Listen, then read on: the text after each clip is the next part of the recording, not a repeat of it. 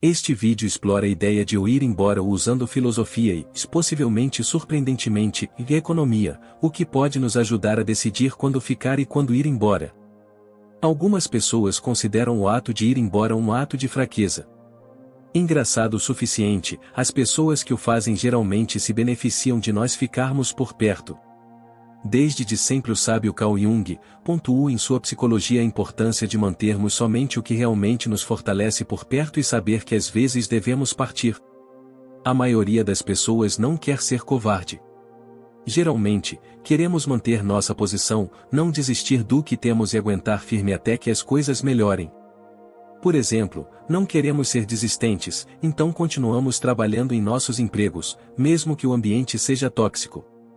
Ou mantemos maus amigos por perto e ficamos em relacionamentos prejudiciais, embora possamos ter tentado muitas vezes mudar a forma como eles nos tratam.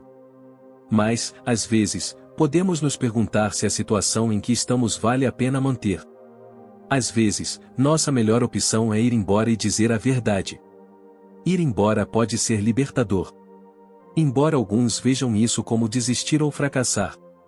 Mas quando devemos ir embora? A decisão de ir embora parece fácil, mas é bem complexa, influenciada por nossos medos e apegos. No fundo, é sobre nos fazermos uma pergunta fundamental: essa situação é boa para mim ou devo seguir em frente? É uma pergunta simples, mas, para muitos, extremamente difícil de responder. Por que isso?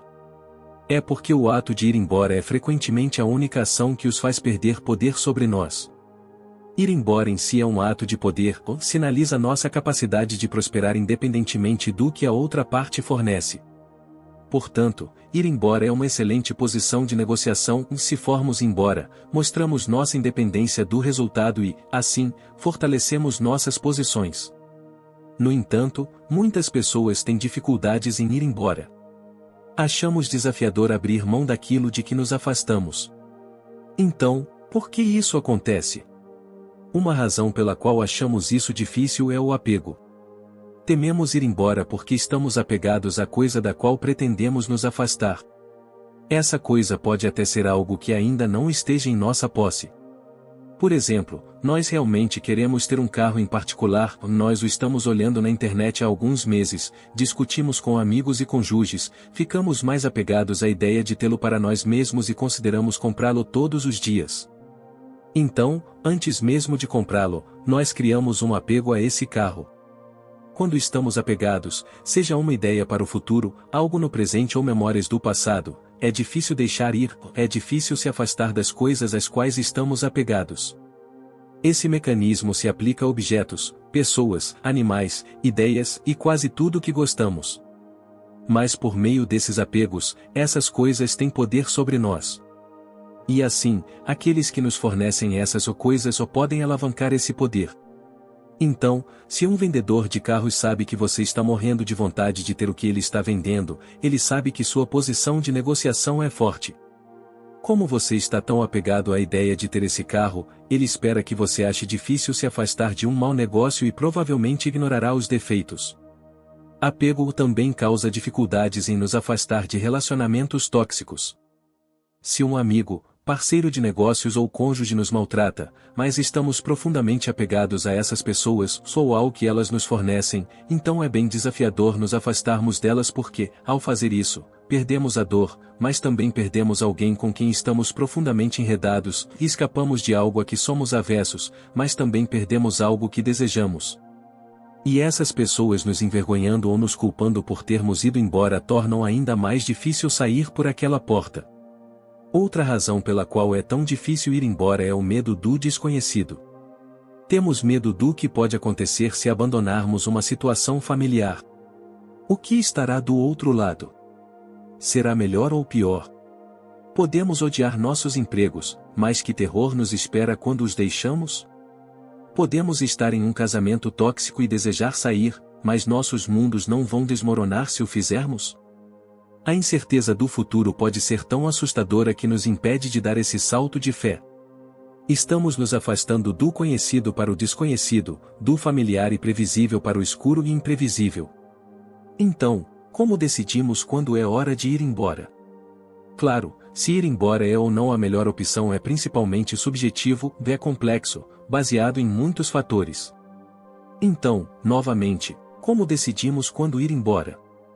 O filósofo estoico Epicteto apresentou uma comparação simples que pode ajudar a tomar essa decisão. Já falei sobre essa comparação antes, mas aqui vai de novo. Imagine que há um incêndio na casa produzindo fumaça.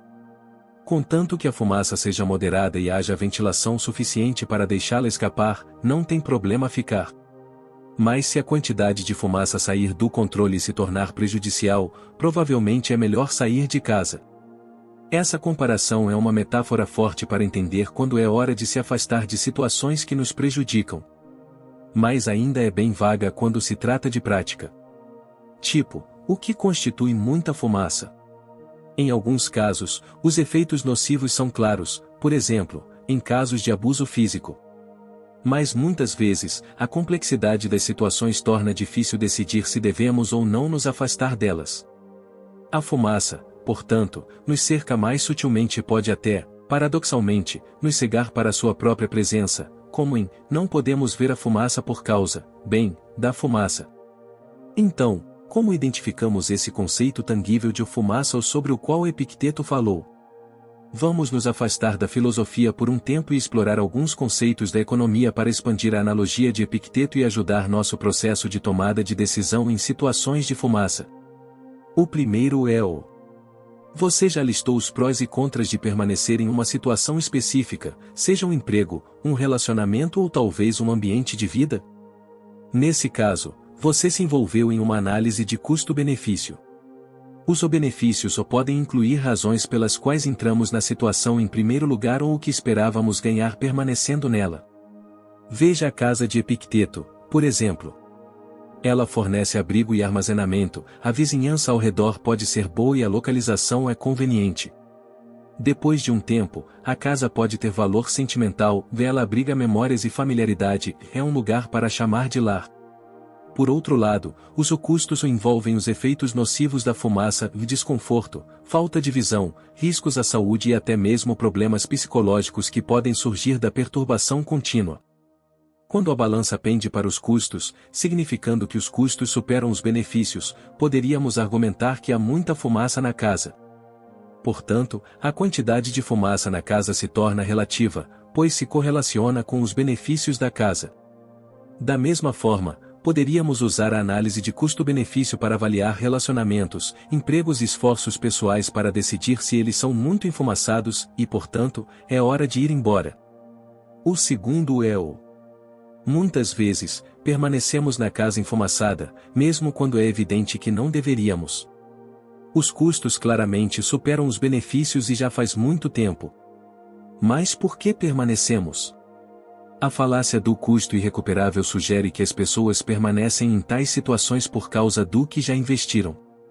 Esses investimentos podem ser tempo, esforço, dedicação emocional ou recursos que despejamos naquela coisa que agora está nos prejudicando mais do que nos beneficia.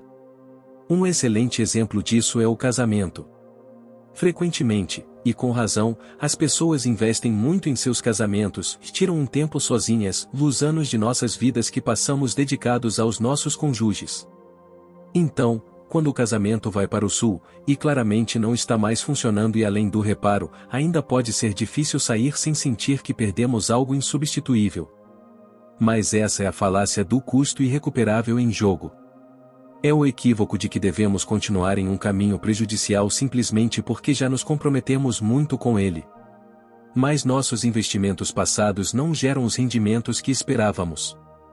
Eles estão afundados. E é improvável que os recuperemos permanecendo na fumaça. Reconhecer a falácia do custo irrecuperável pode nos ajudar a tomar decisões com base no presente e no futuro sem que nosso julgamento seja obscurecido pelo apego a investimentos passados fúteis. O próximo conceito é: vamos encarar. Cada momento que passamos tossindo em uma casa cheia de fumaça é um momento não passado em ar mais fresco. Cada momento que passamos em um casamento desfeito, um ambiente de trabalho tóxico ou um hotel sujo cheio de baratas, ratos e serviço ruim é um momento que poderíamos passar em pastos mais verdes. O custo de oportunidade é que quando escolhemos uma opção em vez de outra, automaticamente perdemos o que poderia ser.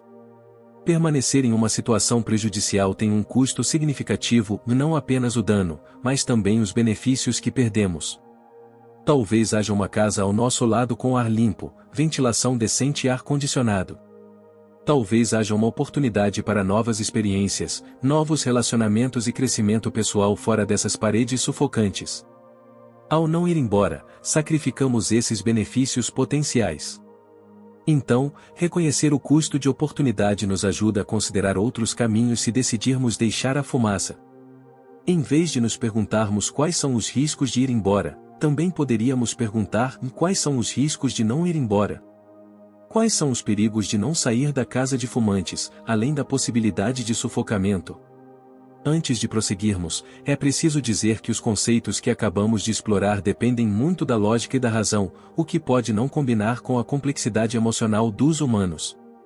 Isso não significa que esses conceitos não possam ser úteis.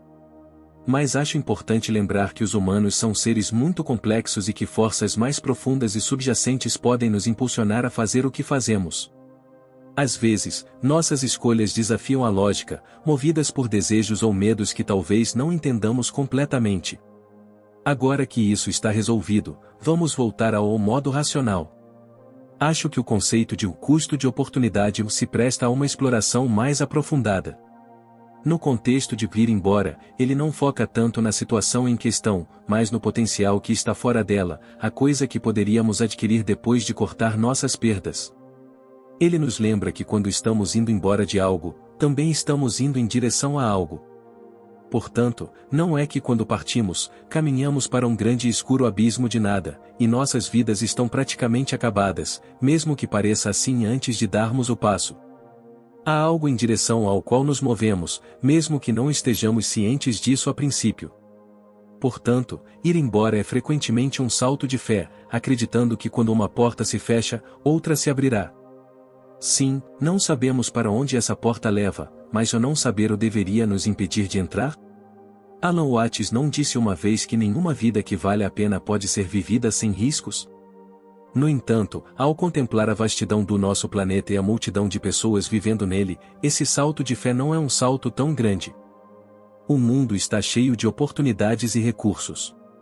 Há muitas possibilidades se escolhermos procurá-las, há bilhões de casas com ar limpo neste planeta. Por que diabos deveríamos ficar em uma cheia de fumaça suja e sufocante? O que nos afasta pode parecer o universo inteiro, mas, na realidade, é apenas uma pequena fração do grande esquema das coisas. Então, por que o medo da perda? Por que existe essa relutância em sair por aquela porta para um mundo com muito mais a oferecer? No entanto, a maioria de nós luta para se afastar daquilo a que estamos apegados.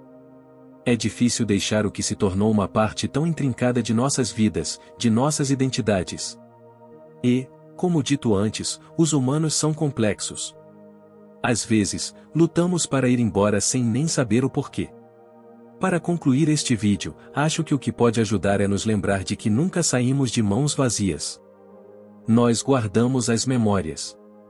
Sempre aprendemos coisas com o que deixamos para trás, sementes que poderíamos semear em solo mais fértil, blocos de construção de uma casa nova e melhor que, esperançosamente, mantenha a fumaça sob controle. Obrigado por assistir e não deixe de se inscrever em nosso canal.